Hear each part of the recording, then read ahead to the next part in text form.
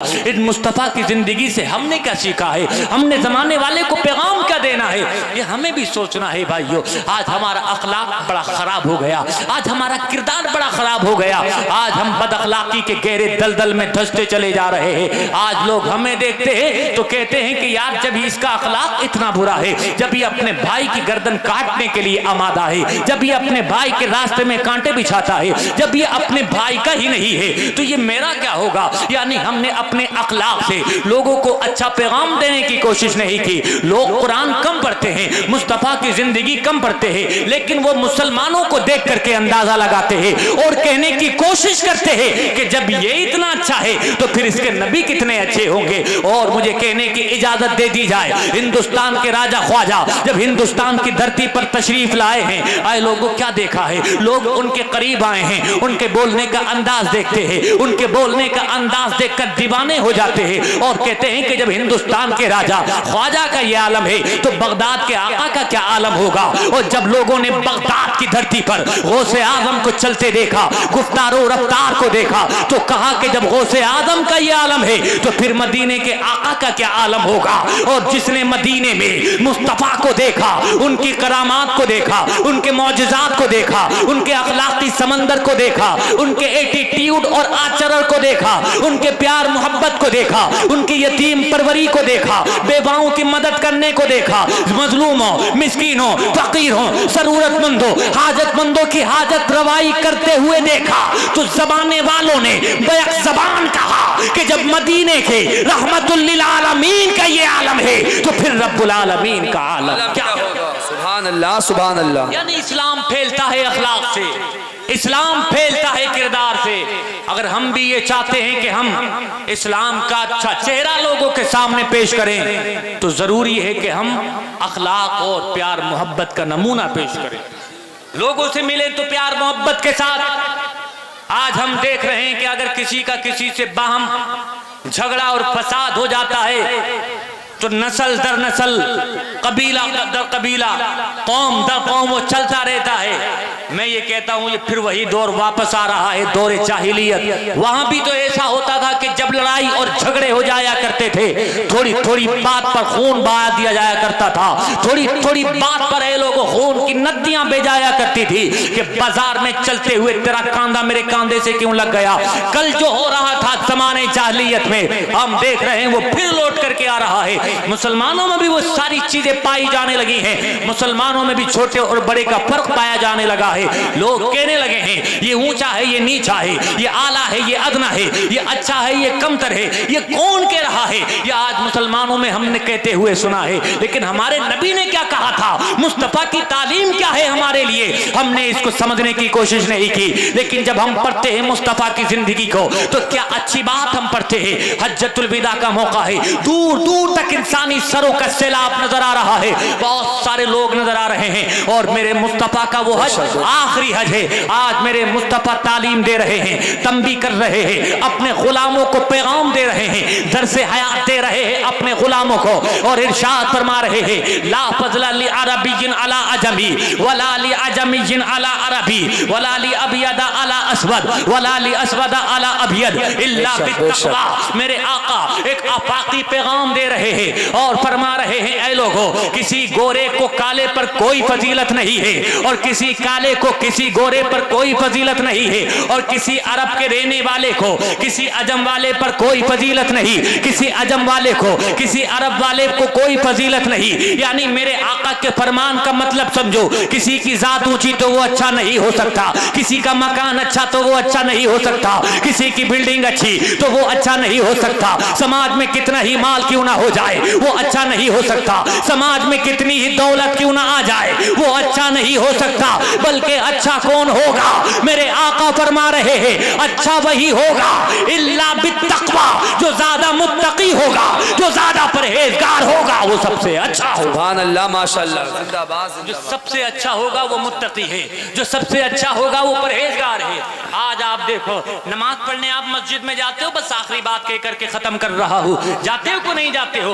आप गौर करना, ये नमाज, कानून नमाज जो है, इसमें भी हमने देखा ये नमाज छोटे और बड़े का फर्क खत्म करती है। एक गरीब है जो किसान है और खेत में हल चलाता है, और उसी किसान के खेत में एक मजदूर है जो मजदूरी करने जाता है, लेकिन जब जुमा का दिन होता है, अच्छे से गुस्ल करने के बाद, पाकीज़ा लिबास पहनने के बाद, खुशबुओं से अपने वजूद को मुअत्तर करने के बाद, एक मजदूर है मस्जिद में चला गया, लेकिन गया है सबसे पहले, गया है सबसे अव्वल वक्त में, और सबसे अगली वाली सब पर जाकर के बैठ जाता है। बैठ जाता है कि नहीं बैठ जाता है? लेकिन एक कानून जो मैं बताना चाह रहा हूं, क्या दुनिया में ऐसा कोई कानून है कि सबसे आगे जो सब पर बैठा हुआ है, कोई सूरमा आए उसको हटा दे? आप कहेंगे नहीं नहीं। क्या किसी चौधरी में ये ताकत है उस चौधरी के उसका दामन पकड़ करके उसको पीछे खींच ले? आप कहेंगे नहीं नहीं। मुसलमानों की मस्जिद में ऐसा नहीं होता है।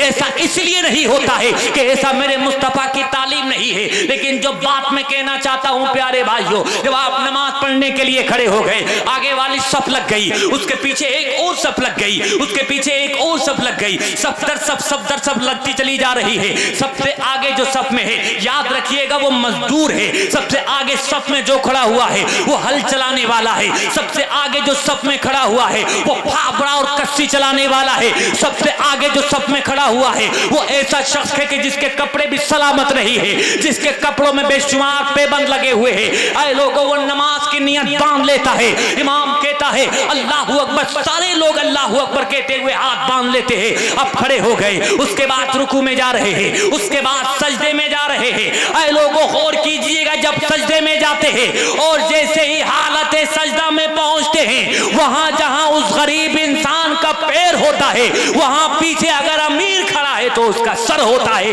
ये इस बात की दलील है कि इस्लाम ऊंचे और नीचे का फर्क को खत्म करने। बेशक, जिंदाबाद जिंदाबाद। लेकिन हमने इस पैगाम को समझा नहीं। लेकिन इसी पैगाम को समझ करके, इसी इस्लाम को समझ करके, इसी हिंदुस्तान की बहुत बड़ी पढ़ी लिखी ने कहा था, I have been stopped over again and again to see this indivisible unity of Islam when the azan it sounded the worshippers are gathered together the peasant and the king stand side by side together. The best embodiment of democracy can be seen 5 times a day in namaz. मोहब्बत से कहो सुभान अल्लाह, सुभान अल्लाह, सुभान अल्लाह। सुनो भाइयों, जी ये जी, नमाज का बहुत अच्छी फलसफा हमने तकरीर। नहीं समझा, नमाज की अजमत को हमने नहीं समझा, लेकिन गैरों ने देखा तो कहा वाकई मजहब है तो मजहब इस्लाम। बेशक। एक बहुत बड़ी पढ़ी लिखी नाम है उसका, सरोजनी नायडू। क्या नाम है? जोर से बोले, सरोजनी नायडू। आए लोगों, मुसलमानों की मस्जिद के पास से गुजरी। अब जब मस्जिद के पास से गुजरी है मुसलमानों की, तो क्या देखती है कि अजान हो गई, और जैसे ही अजान हुई है, अजान को सुन करके बहुत सारे नमाजी दौड़ते चले जा रहे हैं नमाज पढ़ने के लिए, और उन नमाज पढ़ने वालों में बड़े बड़े किसान भी हैं। देखें, मिंबर रसूल पर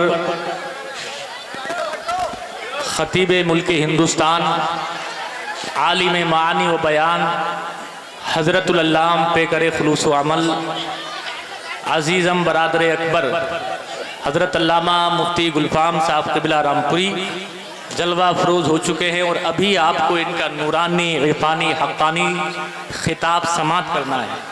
अब मेरी गुफ्तगू बिल्कुल किनारे पे आने वाली है, और उसके बाद मैं आपसे रुखसत होऊंगा। फिर हजरत इस जगह पर आकर के बैठेंगे और आपको खिताब सुना करके आपके सोए हुए मुकद्दर को जगाने की कोशिश करेंगे।